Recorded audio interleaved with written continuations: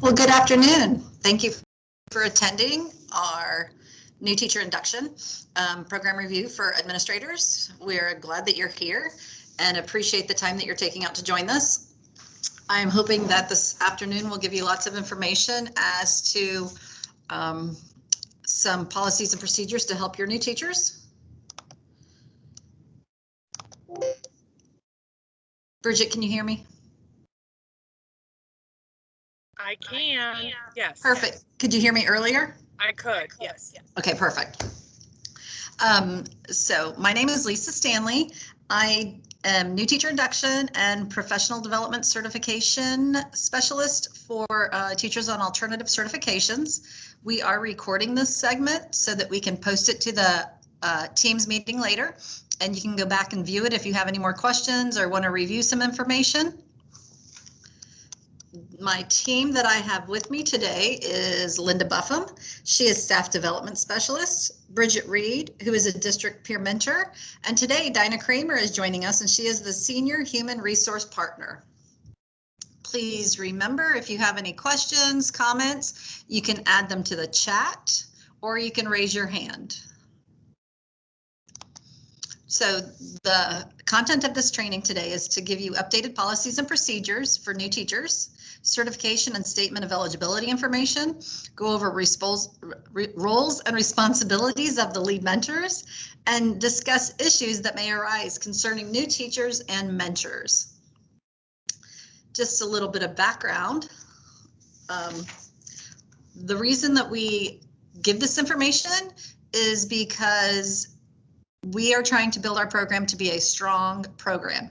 At the end of every year, we give a survey, and it is for administrators, mentors, and mentees to see what went well, what didn't go well, what their thoughts are, and get some feedback on improving our program. This last school year, 2019-2020, we had 544 total first and second year teachers in the district. We had 151 mentors with one mentee, 157 mentors with two mentees, and over 25 mentors with 3 or more mentees. And we know how important the mentor is to make this program successful. And we have already met with lead mentors multiple times since pre-planning. Feedback that we received from our 2019-2020 survey, we did not have as many responses as we would have liked, but that was right when we went into the pandemic. Everybody was still getting adjusted. There was lots of changes going on. So we will take the information we have and try and use it to make this program better. 65% of administrators wanted more information on the new teacher induction program. That is why we are doing this. Many administrators marked that the problem that they were having was getting release time for their mentors and mentees to observe each other. And then 76% of administrators reported that their school-based PD met the needs of new teachers. When you look across the chart to where it says new teachers, the new teachers responded that they needed more training, needed technical support hotline or assistance. They needed time management training. They also needed more classroom management support and strategies. And they felt like they were drowning. They felt lost, and they never met with a district mentor. So we are really trying to hone in on that and make sure that we are giving the new teachers the support that they need. And one thing that we say up here often is they don't know what they don't know. Many times a mentor will go to a new teacher and say, how can I help you? Or what do you need? And the new teacher has no idea what they need because they don't know what they don't know. The mentors' responses were 98% did not use video recordings for observations. And towards the end of the presentation today, Bridget's going to talk a little bit about that. She's going to talk about her newsletter and how we are trying to get the word out even more through the newsletter. And even the mentees or the mentors said that mentees needed more PD on classroom management and that they wanted the information on the paper and processes and wanted certification info. And they would like to see more PD offered to our new teachers throughout the year. So we will share that information through today's meeting also. Just to compare the past 2 years, overall, did you feel supported by the district resources? In the 18-19 school year, we had 91%. And then last year, we dropped down to almost 87%. So we are working again to bring that up. And what can we do at the district to support our mentors, our mentees, and administrators? The one area of success we did have was, did you feel supported by your school-based mentor? In the 18-19 school year, it was 94% said yes. And the 19-20 school year, it was 95% said yes. So we will take that gain and we hope to continue to make positive gains this year. One of the changes that was made this year based on feedback was New Teacher Academy. It was also because of COVID and we couldn't meet face to face. So New Teacher Academy is now completed through Teams for day 1, and it is open all the time. Whenever you hire a new teacher, you can use the code that I sent out earlier in the year. I believe it was August 10th, I might have sent it out, and I sent it to lead mentors also, and that code can be used for every new teacher you hire right now. That information in there goes over focus and gradebook, it goes over retirement and benefits. It also has information in there for district security, policies and ethics, and a plethora of information to help them be successful in the classroom. Day 2 at this time, I have it tentatively planned for the end of October, and I am hoping we can do it face-to-face, but I also have it set up that it can be done through Teams. It will just be a little bit more challenging with finding time for it to be live through Teams as this is, so that we can go over more of the classroom management, learning strategies, and teaching with diversity. So we also, this year, we reviewed some of the feedback, and many of our lead mentors did not realize that our teachers that attended New Teacher Academy received a wonderful handbook that was called the New Teacher Academy Handbook, and within there was tons of information about MTSS, IPST, how to do, or how to know what the acronyms are, how to look them up, what district resources we have, some of the things that you might talk about within schools, but if you're coming in with a temporary certificate, you'd have no idea what that meant.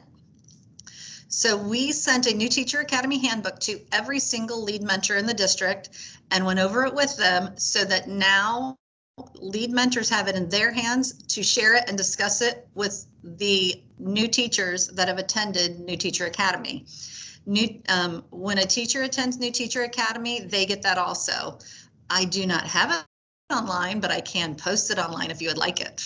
And it is online through the Teams New Teacher Academy site, but I don't have it on the New Teacher Induction site, but I can change that. New teacher trainings that we're doing this year. Again, New Teacher Academy Day 1 is open all the time. Champs starts September 17th and September 29th. That is also being done virtually through Blackboard. There is independent work, and there are also collaboration meetings to discuss, policies and procedures, using a Champs within the classroom, setting up some, routines in there, and really getting organized. I also have PDCP, which is the Alternative Certification Program for teachers to complete. I will be sending out an email this week about it and opening it up to teachers that are on a temporary certificate. Classes that we have too, that teachers on a temporary certificate can take now to help with their certification process are ESOL, Cross-Cultural Awareness, Strategies for Engagement, which is online. Bridget Reed opened that up. We have Champs, like I said, is open twice. Reading endorsement classes, and any of the 20-hour ESE courses through Fiddlers are open. And all of that information was sent to lead mentors last week as to how that helps with teachers on a temporary certificate and helps them complete some of the classes they need if they complete their PDCP program through the district. And it's also good classes to have as a beginning teacher.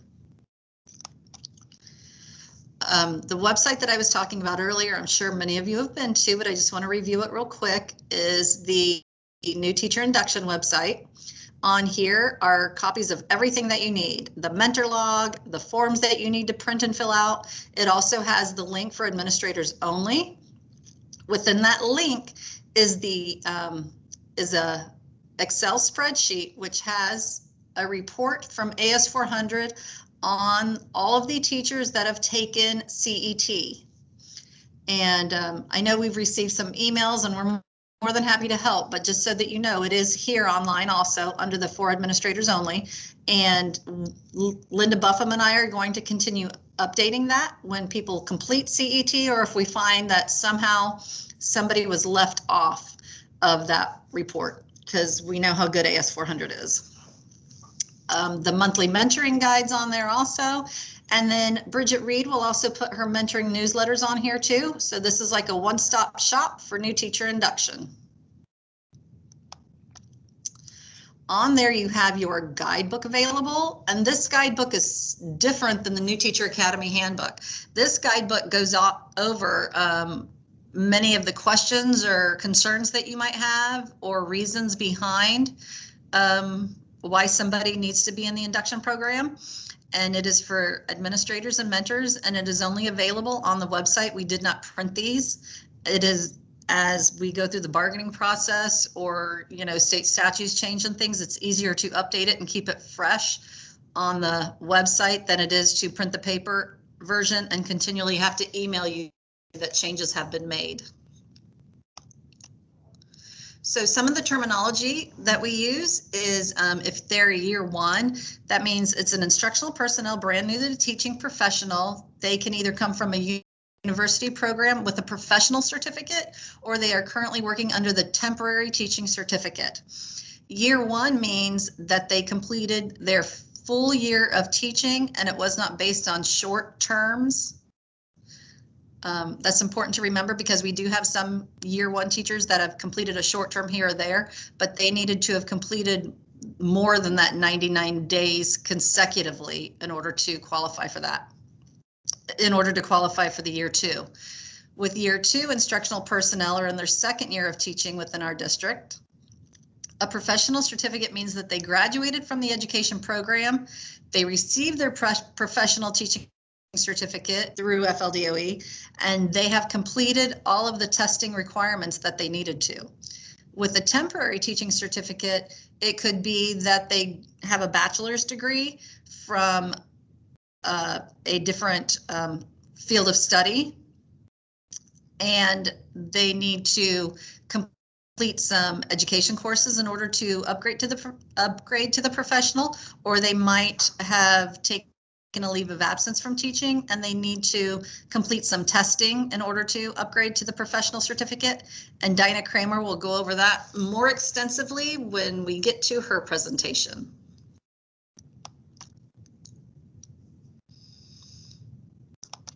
There we go.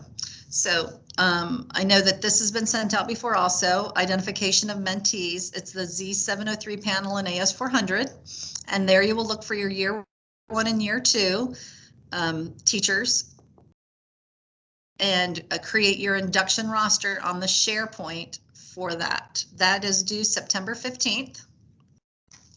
And Linda is going to go over your lead mentors and what is best practice to pair your mentors with your mentees. And again, the CET trained teachers is available under the administration folder on the induction website. So assigning mentors, all year one and year two temporary certificate mentees must be mentored by an effective or highly effective teacher who has been through clinical educator training. That is state statute. I know that we do have a couple teachers that are in situations to where they do not have anyone at their school that has completed CET, so we have had to reach out to other schools and ask for mentors. We also have many of our social workers are on temporary certificates, and we do not have other social workers within their school or a close by school that have had CET training. So even though they're a school social worker and we usually like to pair them up by similarities, we do have to give a school social worker a CET trained teacher. So it would have to be a classroom teacher in the building or some, guidance counselor or just someone who is CET trained. All year 1 and 2 professional certificate teachers, they can be mentored by a CET trained teacher or a peer coaching trained teacher. And then we have non-participation teachers that are new to your building. They should have some sort of buddy mentor. Those do not go on the induction roster, but they do need typically a buddy to help with the culture of the school, where things are located, how to request supplies, just questions that they might have regarding that. And SLPs, typically we do not give them a school-based mentor. We give them more of a buddy because we do have quite a few SLPs that are trained with CET here in the district, and they receive support through them. Excuse me. Exceptions for mentoring, there's always the what ifs. And so if you have a question about somebody that you're really not sure about, please reach out and ask specifically. So some of the exceptions are retired teachers returning to work, as long as they have kept up with their professional certificate, and ROTC instructors. I do have to say, after our last training, one of the local elementary schools emailed and asked about 2 teachers and said that they had prior experience in another county. And when I pulled them up, they were on a temporary certificate. So it's important to look at that information versus just taking their word on it or looking at their resume. We might not have all of the complete paperwork up here yet, or they might not have finalized their paperwork with FLDOE submitting the papers that they need to. So if it's a temporary certificate, even though they say they have prior experience, they still need that mentoring, and that's the CET trained mentor. So teachers on a temporary teaching certificate, of course, they are our highest need and most vulnerable group because they do not have an education background. I know this year some were hired during pre-planning, put right into the classroom, and here you go. Many of them don't understand the procedures that need to be put into place, the relationships that need to be built. So it's important that we really give them that support and that weekly mentoring as required. There is the new teacher page. On the new teacher page, there will be the new teacher training calendar for the 2021 school year. And as I mentioned earlier, I will be sending out the PDCP information this week to all teachers on a temporary certificate if they need more than 12 credit hours. If they need less than 12 hours, then there are universities that have programs to support them so that they can complete the classes they need in order to upgrade to that professional certificate. And to be in PDCP, they must be a full-time pre-K through 12th grade teacher. They must be working in field. They must have taken their general knowledge exam, and they must have a minimum of 18 months left on their current teaching certificate in order to join. And we are continuing this year with the Title II funds. It is only $300 for them to complete all of the program. And if they complete it, then they get that $300 back. And that is, again, through Title II funds. For the induction agreement, this is all online and under the new teacher induction website. This has to be signed and completed by the school-based mentor, lead mentor, administrator, and the mentee. This is our mentoring log for teachers on a temporary teaching certificate. And based on the feedback that we had last year and really trying to build our program and make it more concise and supportive of our new teachers, we went through and looked at what did they ask for more training in. Classroom management, social emotional learning, parent teacher student conferences, family engagement. So we have reached across the groups up here and received support from Leading and Learning, from ESE services, from Title I, and really tried to work together to build a nice cohesive program for our mentors and mentees. And our lead mentors will have a monthly chat, is what we're calling it. And during that monthly chat, we will share information on whatever the topic of the month is. So for September, our topics are classroom management and social emotional learning. We're having a meeting at the end of the month, and we have presentations and resources from Kathleen Erdman with Students at Risk. Then your lead mentor will take that information and they will share it with the mentors and the mentees and get that information out to them, helping them build their experience or their tool bag in order to be more successful.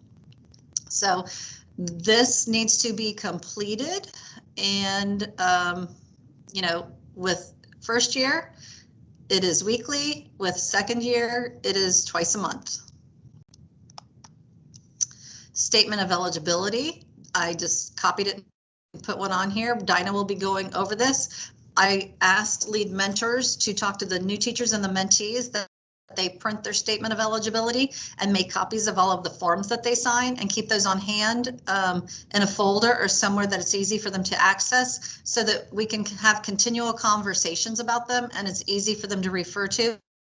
Many times, you know, we'll ask them to get out their statement of eligibility or their SOE and they have no idea what we're talking about, and then have to direct them to the Department of Education and pull it down. So now, while it's fresh on their mind, it's easiest to download it and put it in a folder for easy access. On the Induction site, there is also a chart as to the expectations and what each person needs to be responsible for. And it has dates on the bottom for due dates.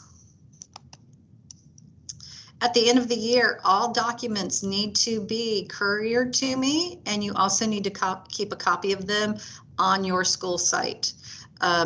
These are placed into their personnel records up here at ESF. And this past year, the state did give the opportunity to apply for an extension if someone was on a temporary certificate, and all of these forms were reviewed before a decision was made. So it's important to have these forms completed correctly. It is part of state statute, it is part of the mentoring process, and it does go in their personnel file. The induction program affidavit is online, and it is fillable by PDF also, so it shouldn't be difficult to complete and get it signed. Again, the affidavit and mentoring logs are what gets submitted to me, and it's important that the mentee keeps a copy of it. This is a copy of a PEC or FEEPS. It has multiple names. It is the Accomplished Practices form for teachers that have completed 2 years of teaching. And many times this is on the bottom of a statement of eligibility, and it needs to be completed by an administrator and sent back to me. And then Dinah Kramer will go into the FLDOE and mark it so that that teacher can then upgrade once they've completed their 3 years for their 5-year certificate. So again, it's important to keep the induction agreement form, copy of the affidavits, copy of the mentoring logs, non-participation forms, and copy of that PEC or accomplished practices for temporary teachers on site for 5 years. They also get copied and get sent up here to ESF. And school-based mentors can keep copies of any observation, pre and post conference documents, but I do not want those sent up here. We do not need that. At the end of the year, in February and March, in the LTP, there is a request for supplements. This is for the lead mentor and the mentors who have had 2 or more teachers. I am begging, please, when you fill this out, put the full name, the correct employee ID, position, all of the information on here, the legal name, not, you know, nicknames or anything, because our employee specialists have to go through each one of these, and then I have to verify every single one for everyone who is to be paid for having been a mentor. Last year, having them scanned and sent to me was a bit of a tracking nightmare, and we did have 544, mentees. So it is a lot of paperwork to keep up with. And I know your plates are terribly full also, but please make sure when you're filling out all of this information that you are putting the full legal name, the correct employee ID.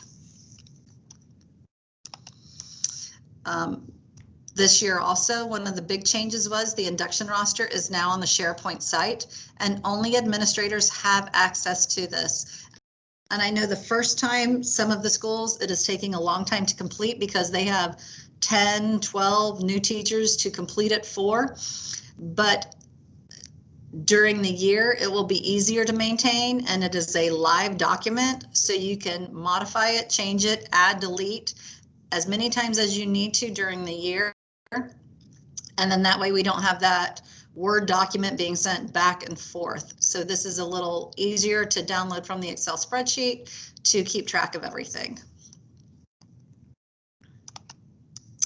Again, the mentoring supplement, it is a bargained position, and it is a one-time payment at the end of the year for $165. The mentors must either be a lead mentor or have 2 mentees for the $165. As much as we know how valuable it is and how important the mentors are, it is $165 at this time.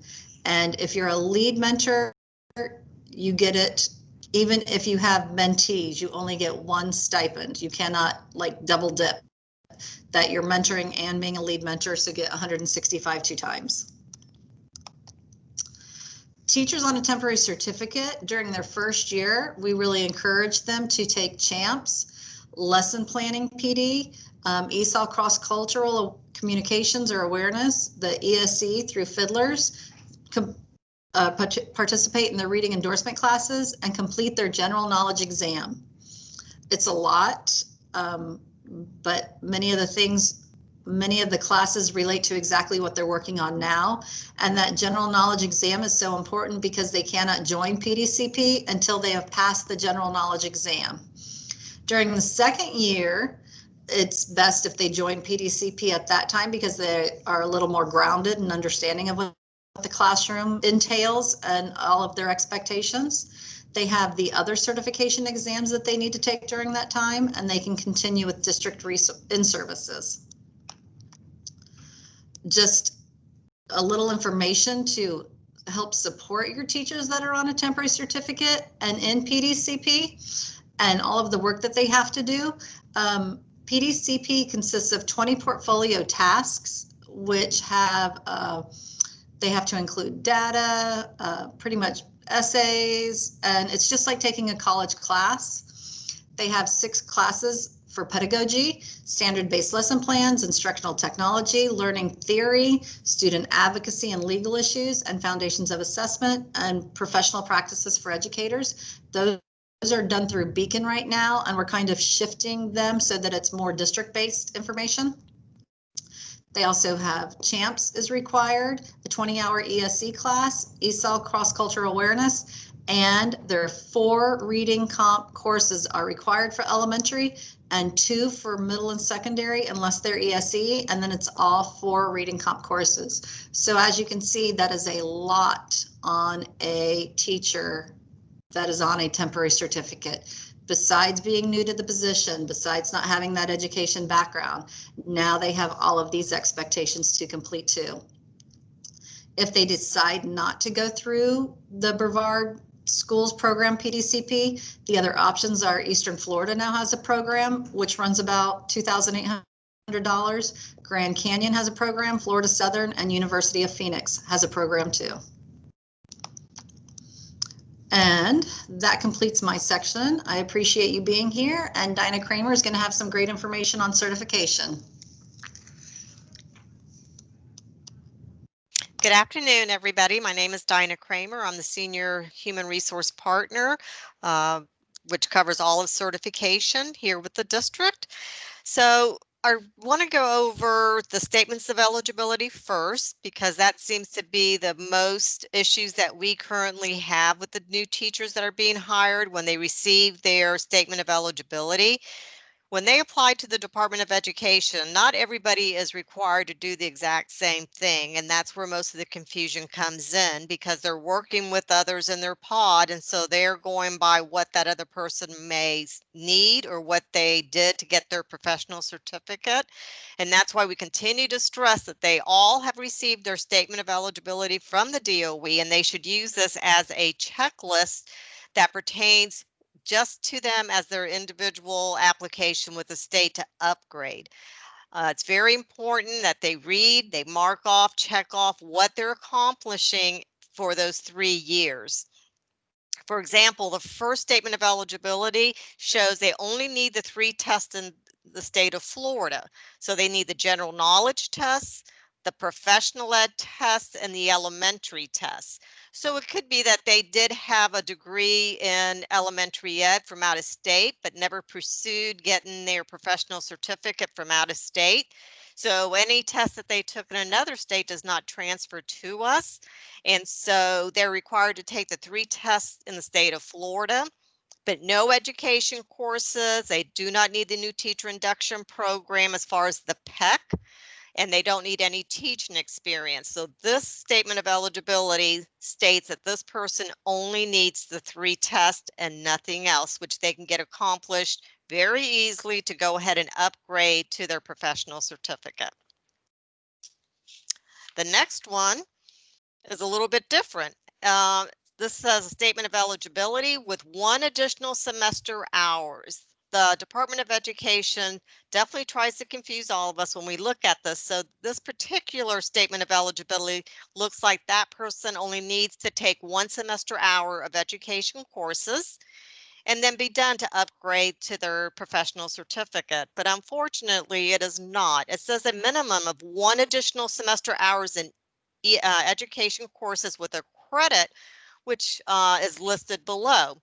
So this person actually needs more than just 1 semester hour of education course. So if a person just took classroom management, that's not going to get them completed with all their education courses. It continues on to the next page.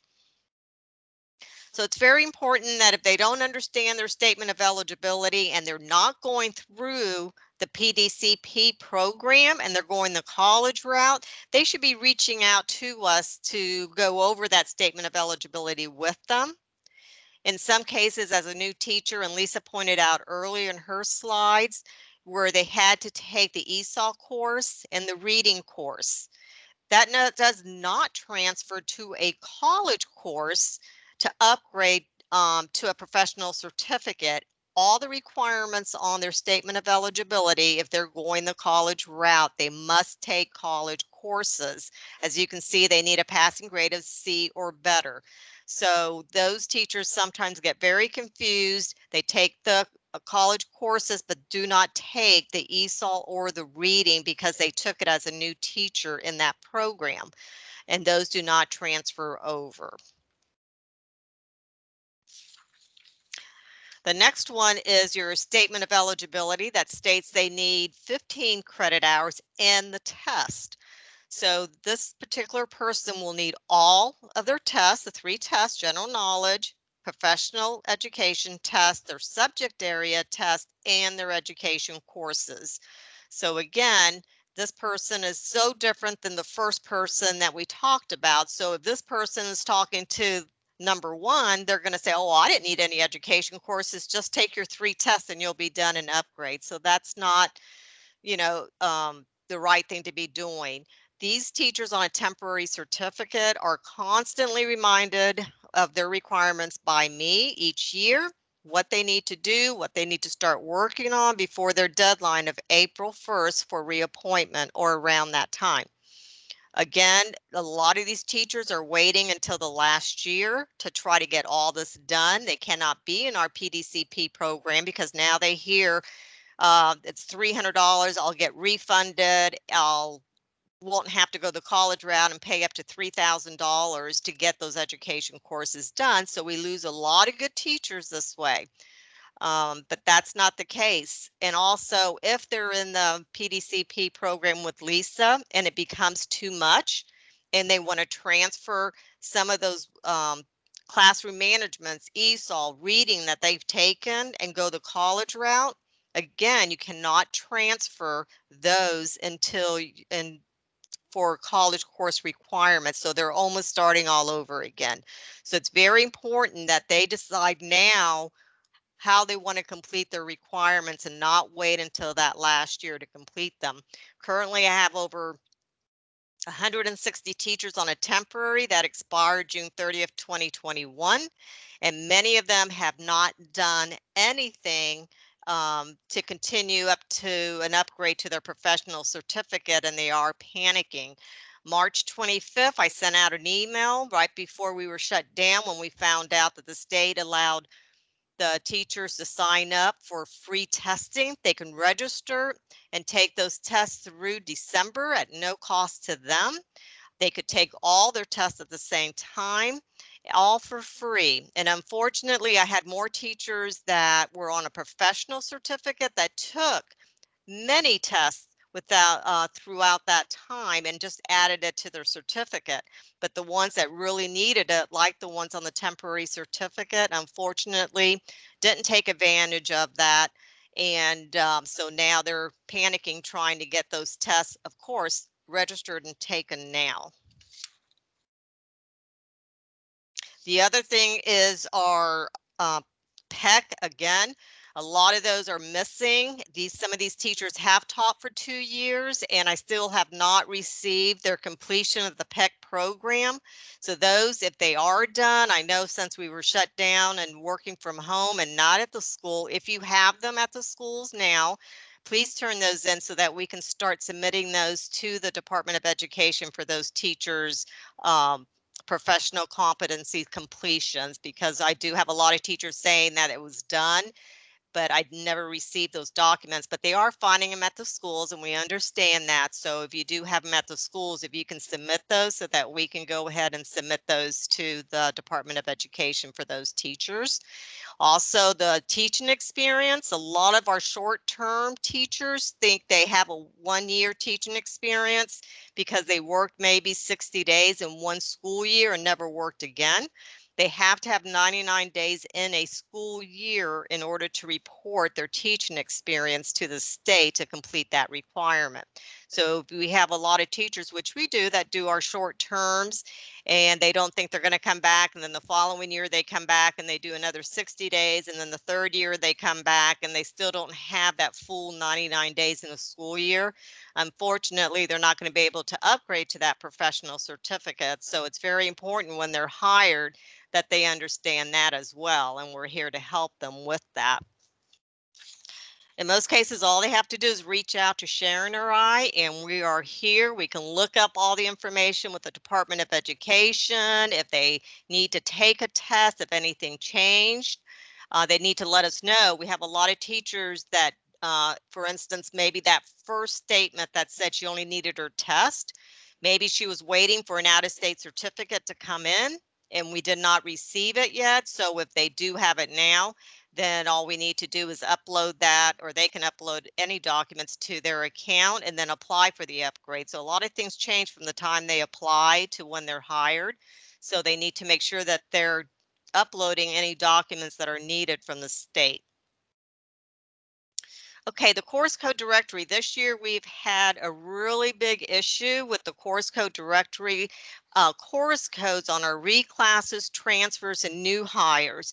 We have a lot of new secretaries, a lot of new administrators that reach out to us here in HR to ask us what are the course codes we're supposed to be putting on these forms. Those course codes are on the student side, so we cannot give you the course code that is needed for that particular teacher and what she's teaching. So that holds up a delay on onboarding and processing new teacher files so that you can get your teachers on the AS400 and emails. One particular school, it took 3 weeks for that person to get me the right course code. And in most cases, the course codes were very old because it was from a retired teacher from 30 years ago that those course codes didn't even exist anymore. So you need to, this information is sent to the school secretaries every year before school even lets out in April when they're approved, so that when paperwork is getting done, they can click on the area they need to and find the course codes that they need. The secretarial manual has it, which I've updated again, sent that out again to all the school secretaries. I always ask them to share this information with their administrators, their data clerks, their bookkeepers, because every school, somebody does something different. So we don't know who to send it to. So our contact point is the secretary to share all this information. But this year we have been keeping track of that because there's been so many errors that we needed to know what was happening, and most of it was because we were told that the secretaries really just didn't know where to look. They didn't know what the teachers were teaching. They were just going off of what the other teacher had that they were replacing. And I think that was most of the confusion. So please, if you will look over that course code directory, the links, and make sure that we're getting the right information so that we can process right away. The next thing is our out of field requirements. Our out of field is really high in the last couple of years due to, of course, a shortage of teachers. We're just hiring anybody that can take a test and pass it or willing to be out of field and teach a subject that they are not even degreed in, but because we need that teacher. The understanding is they can be out of field one time their whole career without having to take the test, which is true, but they can't be out of field again. The bad thing is the district still gets audited on those teachers, and there's hefty fines that come from that. Just because they did it for 1 year and didn't do anything doesn't mean that the department's not going to fine us, the auditors, because they all signed that they agreed to take or the test or the courses to meet those requirements. And every year it has gone higher and higher. Some of the examples, since I've been doing audits here for over 20 years, is that if you have, for example, a teacher you've hired out of field in Ed, and those teachers do not take that EXED test, it could be anywhere from $50,000 to $100,000 fine for that one particular teacher. So it's not just, oh, they didn't do it and that's okay. We really need to follow through and make them understand what they've committed to before you place them in that classroom. Otherwise, that's a report, of course, that will go to the superintendent and have to be explained why that teacher, didn't take the test, and it's apparent that they just chose not to or couldn't pass it. Some teachers do try and just can't pass it. So it's real important about that. FTE reporting, make sure that you're checking your out of field reports. Everybody should know how to run those reports. The school secretary has it. Again, I've asked them to share that with the clerks, the APs, whoever handles the out of field reports. Make sure that their teachers are being reported correctly before FTE runs. The checklist will be coming out in the middle of September if you choose to review that and make sure that everybody is being reported correctly to the state. And lastly is our professional certificate holders. So these are teachers that have the professional certificate. We experienced this past year for the first time that we had several teachers that are veteran teachers of ours that did not meet the requirements to renew the 120 in-service credits with 20 in SWD. So we were really concerned about that. Thank goodness they had the extension because of COVID until December 31st. Those teachers still have not met those requirements to renew.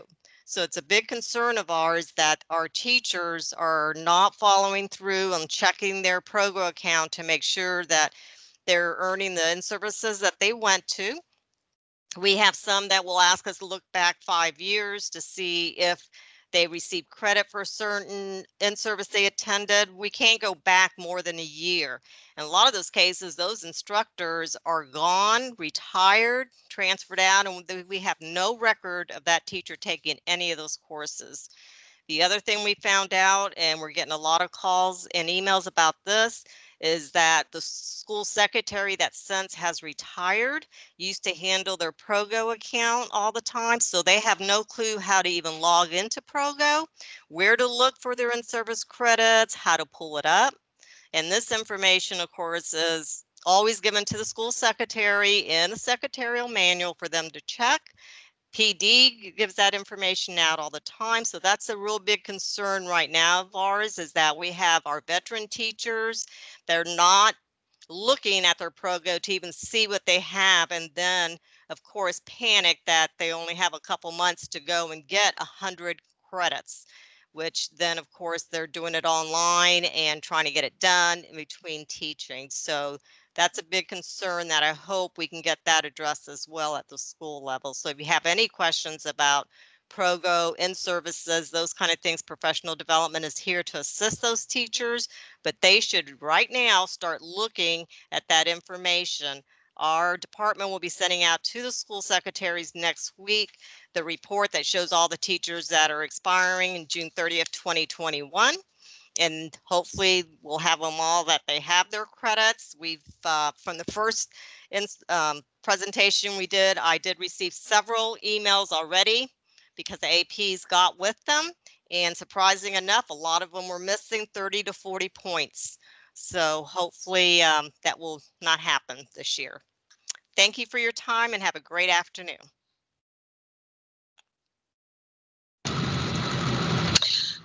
Okay, I'm glad you're all on today. So thank you for taking your time to spend an hour and a half with us and learn all of these latest updates for induction. So I'm Linda Buffum, and what I'd like to do is just spend a little bit of time reviewing the responsibilities for our lead mentors.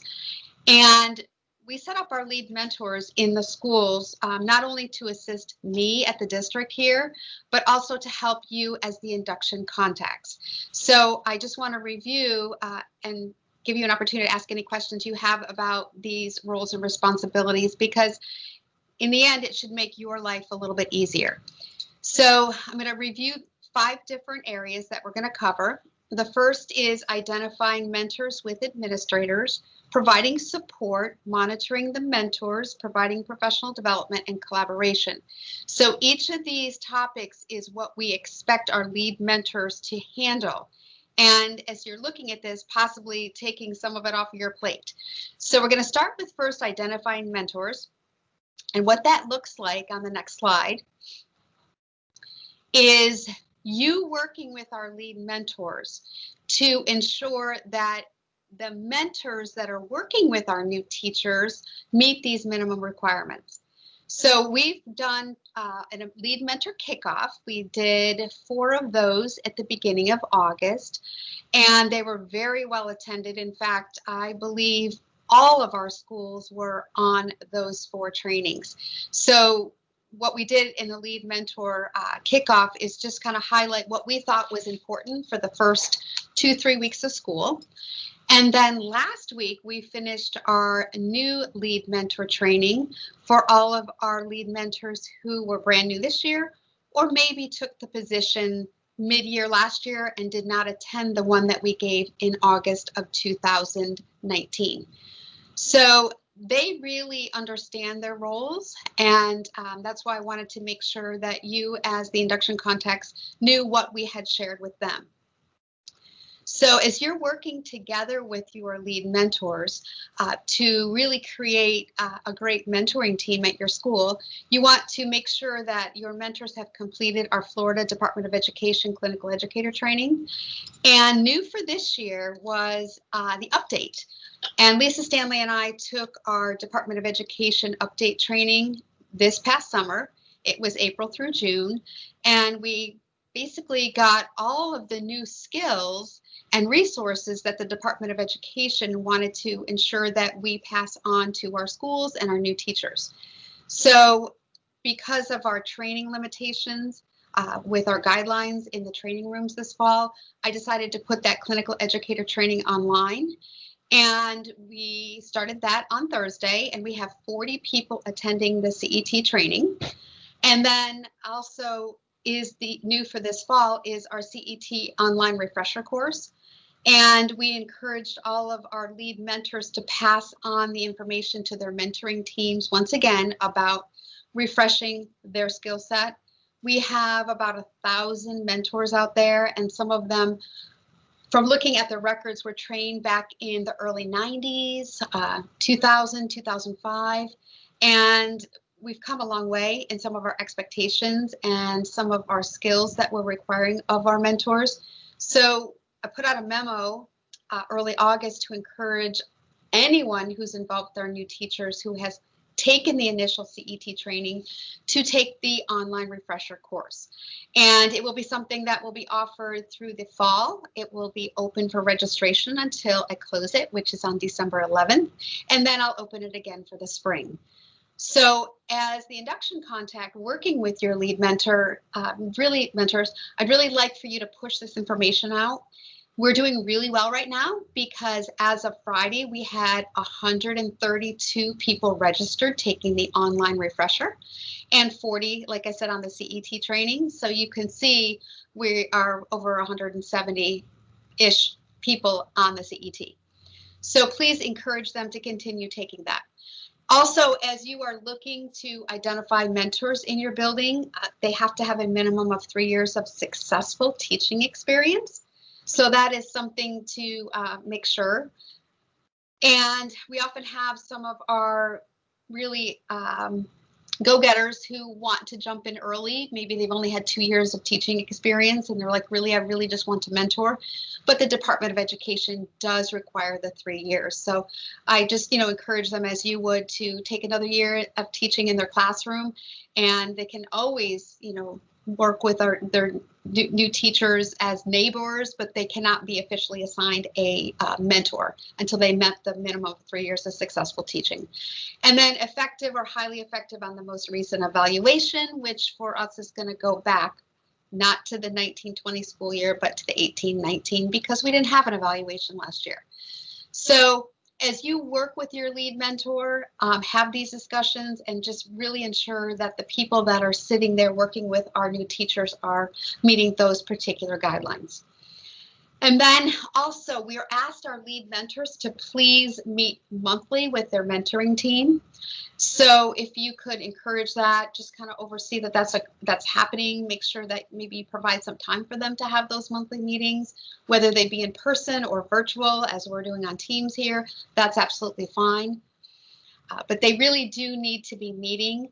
We are going to be starting on September 23rd, monthly mentoring chats. And they're short, 30 minutes with all of our lead mentors and providing some resources from the district level to help them during their monthly meetings, to make sure that they have the resources to hold those meetings and eventually push those resources out to our new teachers when the mentors are actually having their mentor-mentee meetings. And we have quite a few people here at the district level who have offered to share some of their expertise. And I think that that will be really good. So we'll have the meetings here, we'll have those resources, they'll be in Teams so people can go back and refer to them. And then we're also going to align the resources that we provide in those monthly meetings with Bridget Reed's calendar.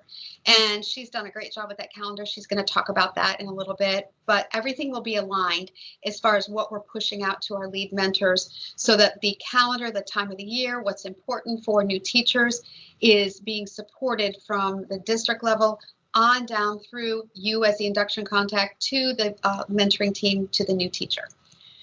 And then also been providing support, follow up on required new teacher observations and documentations to be sent to Lisa.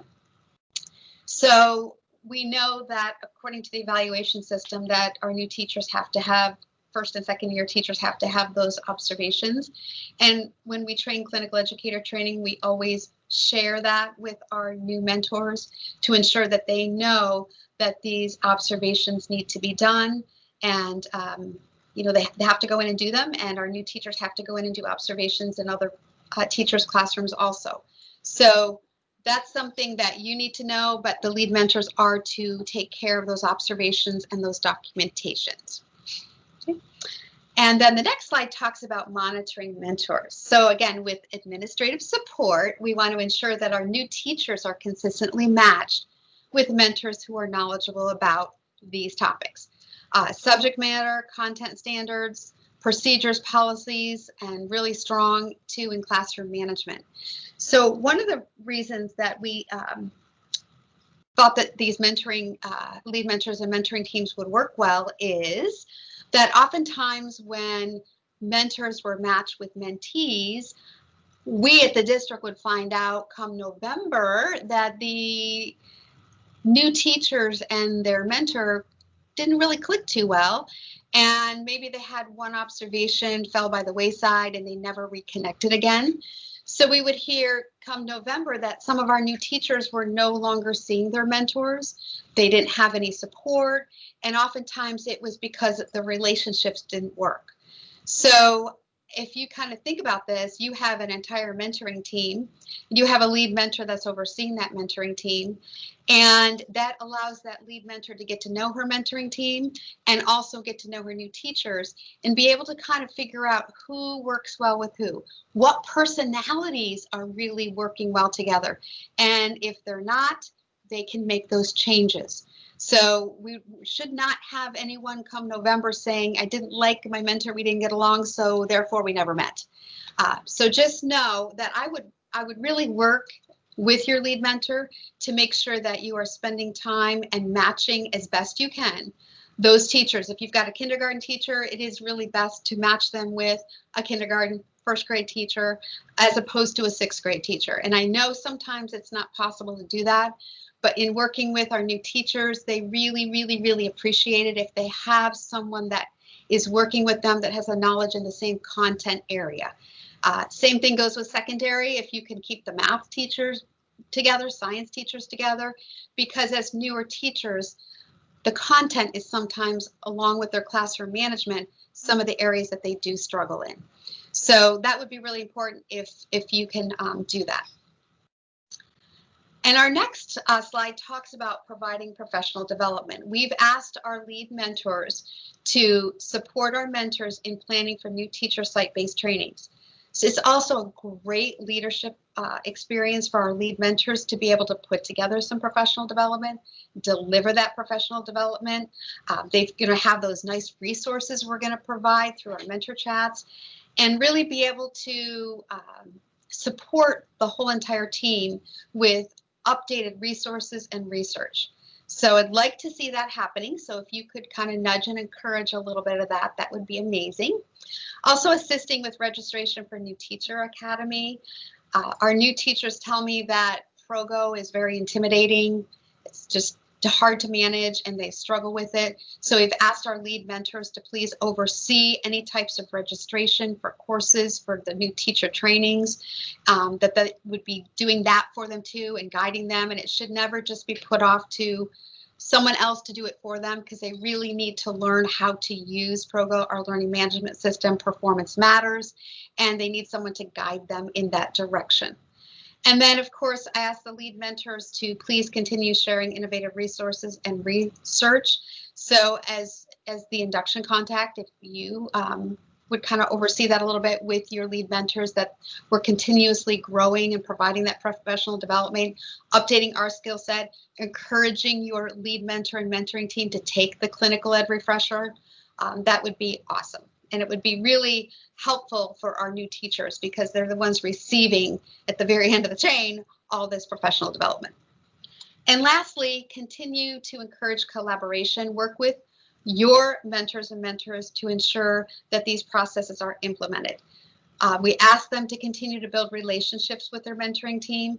And that means they have to get to know them. They have to have those meetings, and love it if you could be involved in maybe the first meeting, just so you can kind of get to know what's going on with your mentors. We had quite a few changes, mentors leaving one school, going to another school. Same with our lead mentors. We have brought in new mentors from across the state of Florida. and ensuring that they are clinical educator trained.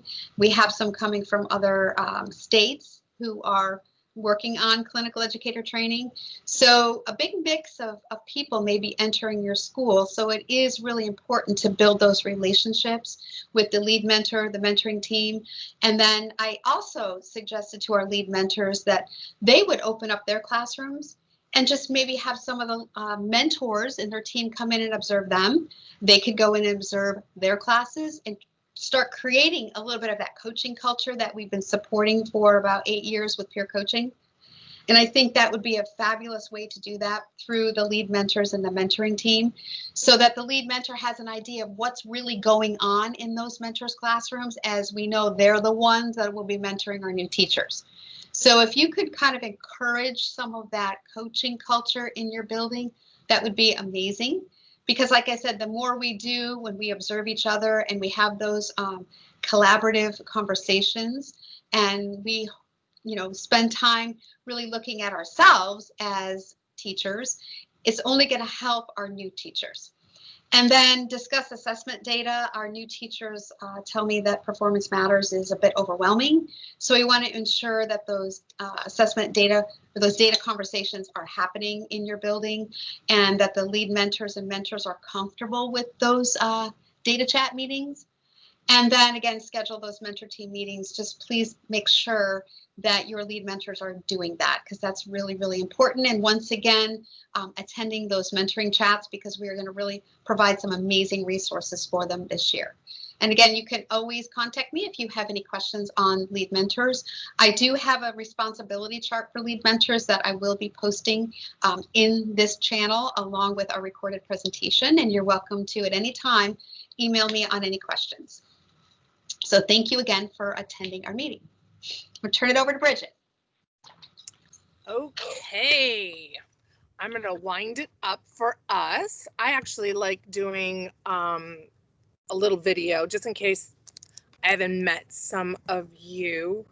Let's see if I can get the video working. We can put a face with a name, but maybe my video is not working right now. It was working earlier. So I will go ahead and get started. There it is. Let's see. Okay. And there might be some noise in the background here at ESF. We've got people cleaning up and leaving. But again, I'm Bridget Reed. Thank you so much for joining us. And my piece is going to piggyback on Lisa's and Dinah's and Linda's, and kind of tie it all together. And again, if you have any questions, please go in the chat and we'll be able to answer those.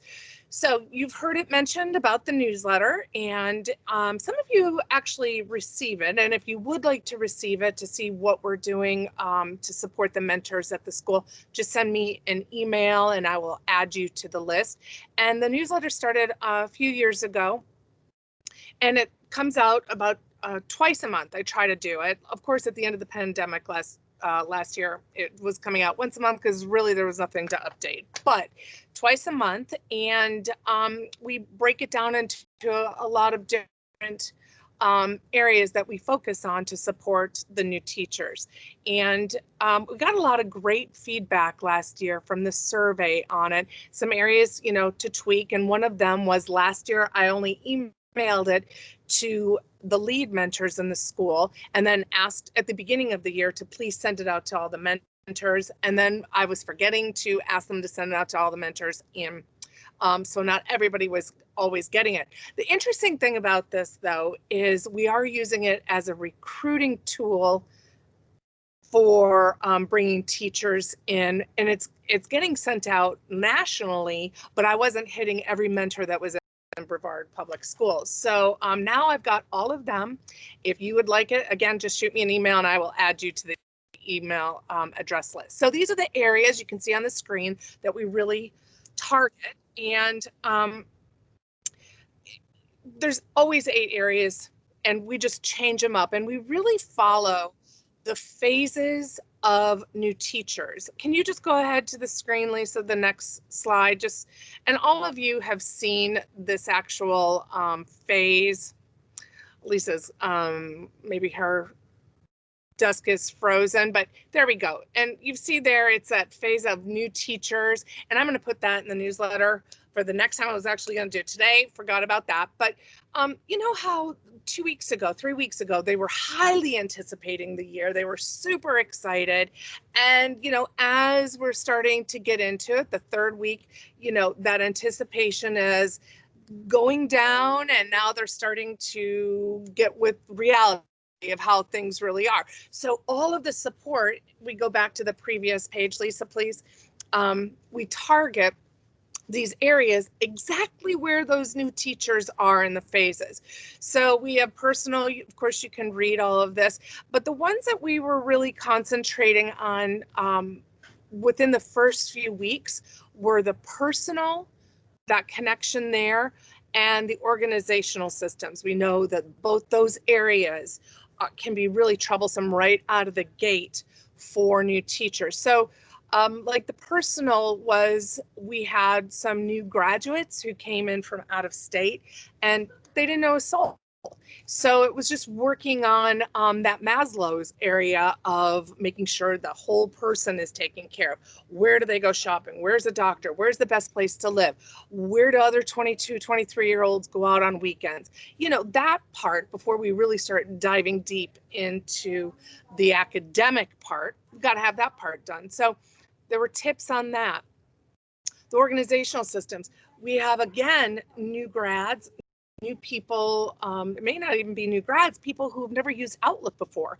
The overwhelming amount of emails for them, you know, and just helping the mentor show how to create folders in Outlook and how to keep track of all those emails and making sure that they're answering in a timely manner. So really it was those two systems, although every single time I send the newsletter out, I suggest choose 2 to 3 areas to focus on.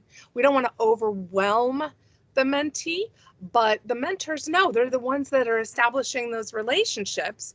They know where the struggle is right now for their mentees. And so I always ask, just pick 2 or 3 of those areas. One of the things that came out today was we have some virtual open houses getting ready to start.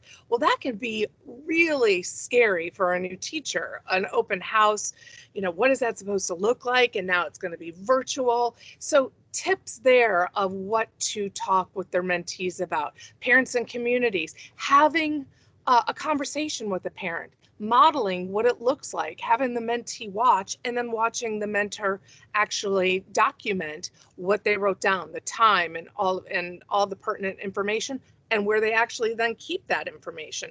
So I will, you know, send those newsletters out to you if you're interested, but know that all the mentors at your school are getting those, and with some great suggestions on there. And they also, the mentors at your schools, give me a lot of feedback.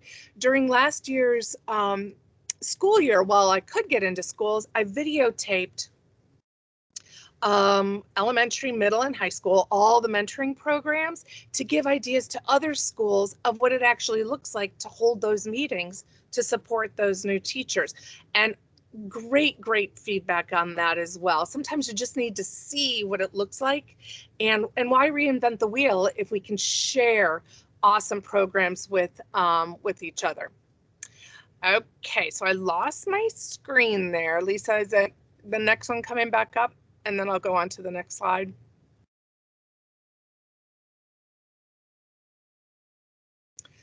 Let's see. Lisa, if you even tell me what was on that slide, I'd be able to talk about it. Don't you just love technical issues? And I, of course, don't have the paperwork in front of me, so I don't even know what would be on there. Linda, do you have it in front of you? Bridget, let me run to the conference room and check with Lisa.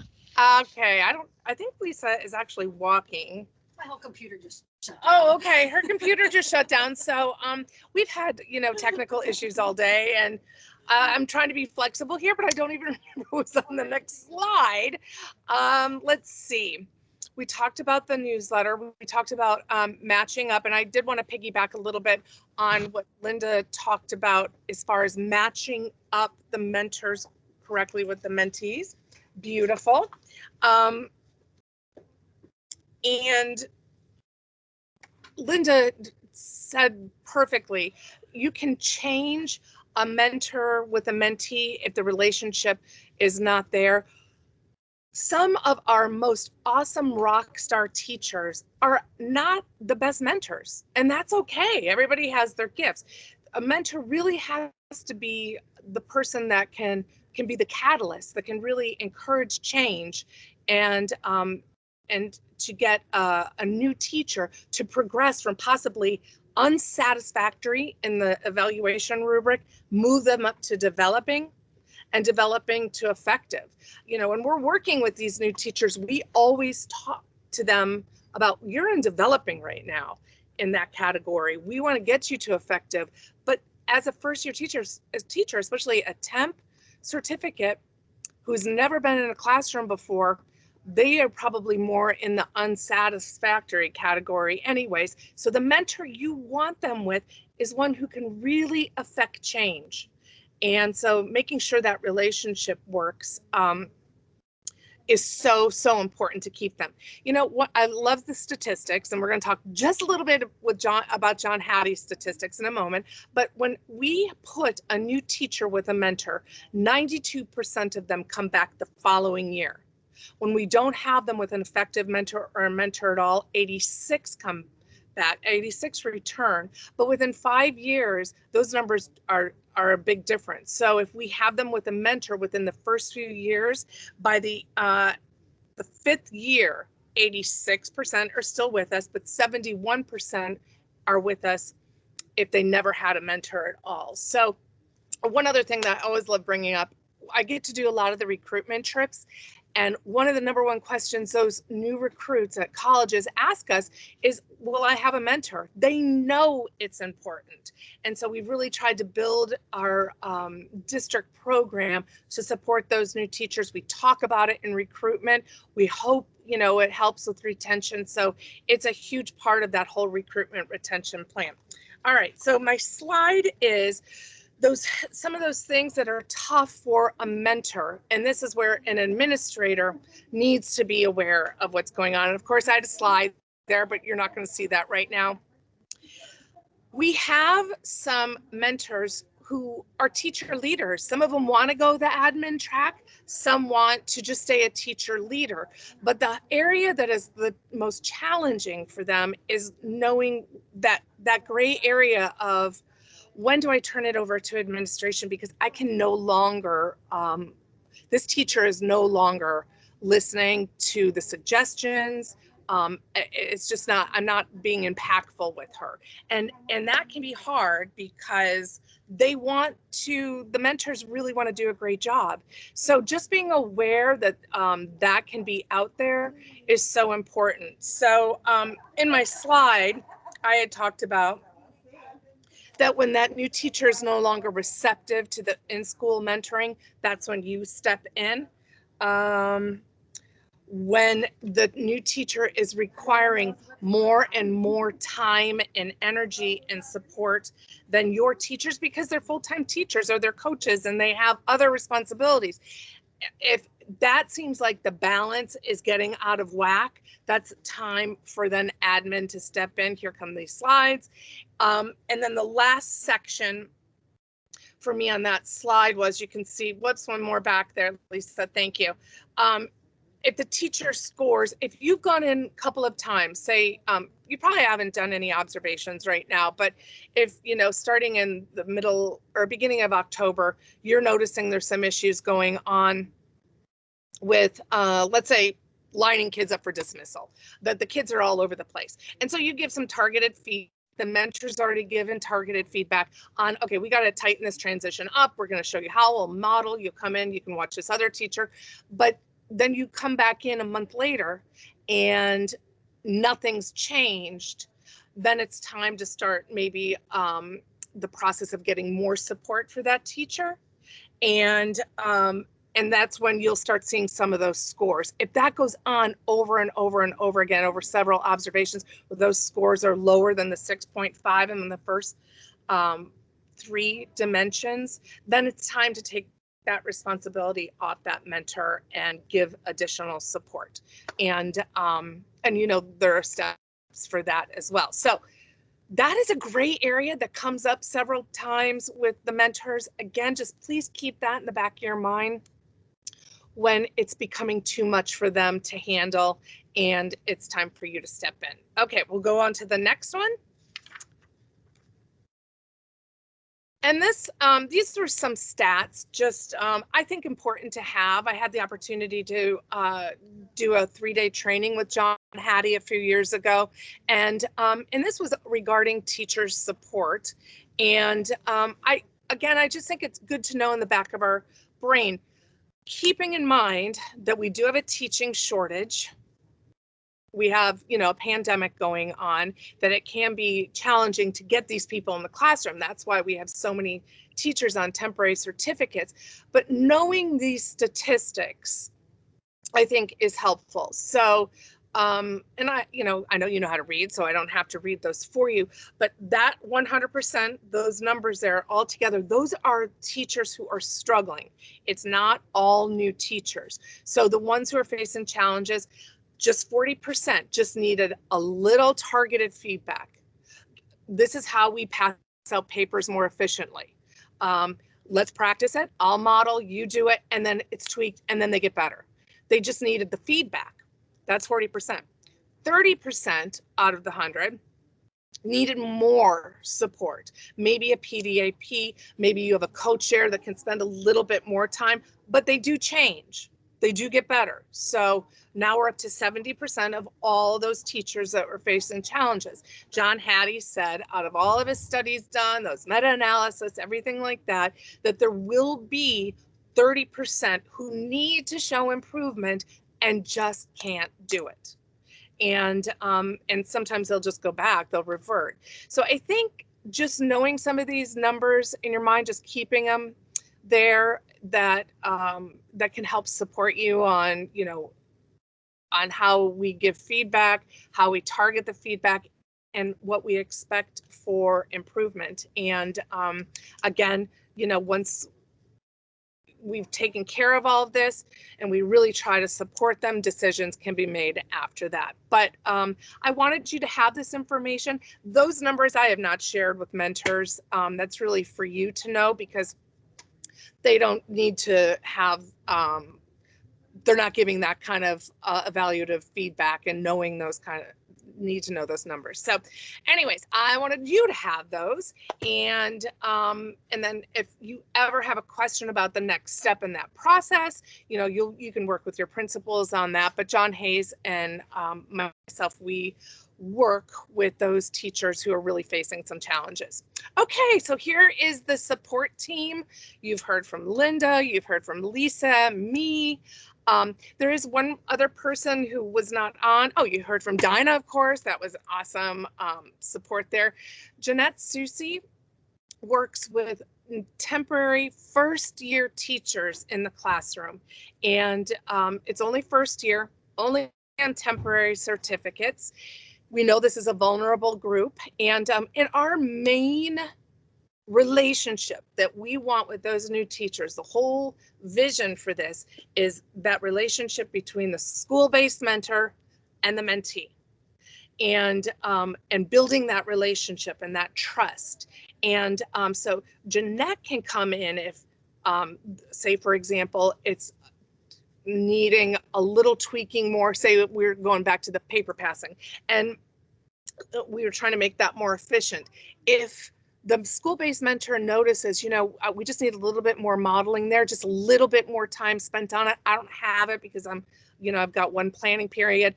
That's something that would be a perfect example of when to talk with Jeanette Susi to make sure she can spend more time with that first year temporary certificate teacher to get that support that person needs. So really, that's that. And I don't know, Lisa, Linda, Dinah, if you want to come on. If you have any questions, feel free to do that in the chat. And other than that, we're an email, phone call away. We're so appreciative of all the support that you are giving the new teachers, and any way we can support you from the district, we're here for you. Absolutely. Thank you, Bridget, and thank you all for attending today. We've had over 81 administrators on the chat, which is wonderful. Yay. Thank you for continuing to support your new teachers. Please check on those first-year temporary teachers. Check and see if they say they have a professional certificate. Just make sure that it's not a temporary certificate, as we saw today. You know, just following through and verifying that information is so important right now, so that we can get the teachers the support they need. And if you ever have any questions, please feel free to reach out. And I did want to add one thing too to that, Lisa, is that we have so many teachers coming from other districts that say, yeah, I've been teaching for 10 years, 8 years, and they've never gotten their professional certificate. Those teachers are still on a temporary certificate because they've worked the 3 years, they didn't complete requirements, they sat out a year, then they reapply for another temporary certificate, and they sort of move from district to district. Then they wait out a year, and then they come, you know, now they're in our district. So some of those teachers might have 9 years on a temporary certificate, and we came across some of those this year. And so even though they've taught for 9 years, they still have not received their professional certificate. So they're still going to be on a temp, and that's where the confusion comes in, because you see that they've taught 9 years, but in reality, they've never upgraded to a professional certificate because they haven't met requirements. So that is a big thing that we're seeing across the state with teachers on those temporary certificates. So that's real important to note as well. Thank you.